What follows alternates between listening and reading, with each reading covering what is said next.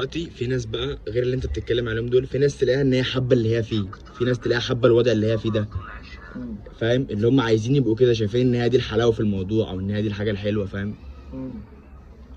فما تبقاش فاهم بقى هم مش عايزين يا اسطى، فاهم؟ مش تبقى عارف يعني دول مثلا بيبقوا محتاجين حد ينصحهم، ولا هم يعني ايه السبب اللي ممكن يبقى يخليهم يوصلوا لكده؟ اقول لك ايه السبب. السبب يا اسطى، ما بص يا بود.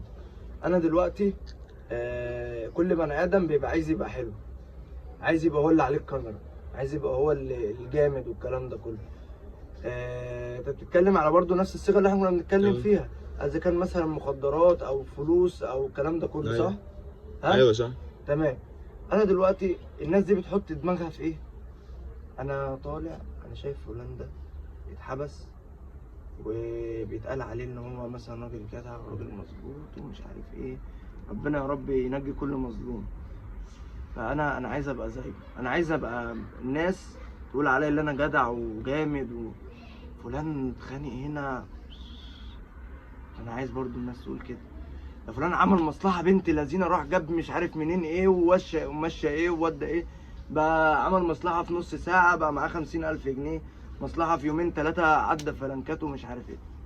هو الشخص ده اللي انت لسه بتقول عليه بيبقى حاطط في دماغه، بيبقى حاطط مثله الاعلى الناس اللي انا بتكلم عليها دي، فهو ما بيبقاش شايف غير اللي هو ايه، عايز يشوف نفسه حلو في عيون الناس، مش فارقه معاه بقى رب الناس، مش فارقه معاه نفسه هو، ولا انا عايز اعمل فلوس حلال حرام، انا عايز اعمل فلوس عشان اجيب عربيه وابقى ماشي عامل كده، عايز اعمل فلوس عشان اروح اسهر هنا وانزل واتصور وانزل هنا وابقى لابس مش عارف ايه وما الحياه الدنيا الا متاع الغرور والباقيات الصالحات خير عند ربك.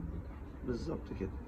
فحاول على قد ما تقدر ما تشوفش اي حد حواليك ولا حلو ولا وحشه، يعني ما تشوفش هو دلوقتي معاه فلوس مثلا، فلوس من حلال وحلو ومش عارف ايه، ممكن تبص اللي هو بصه بسيطه اللي هو ربنا يبارك له وتاخده حافز ان انت تعمل كده، انت فاهم؟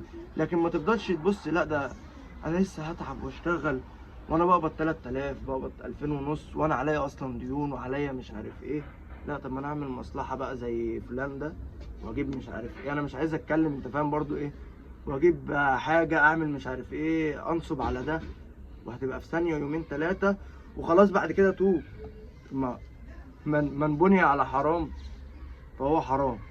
يعني انا دلوقتي لما اعمل مصلحه في ثانيه، اللي هو انا عملت مثلا بتاع 100,000 جنيه في ثانيه، تمام، وبعد كده بنيت عليه، طب وده مش حرام؟ طب ما هو الاساس حرام.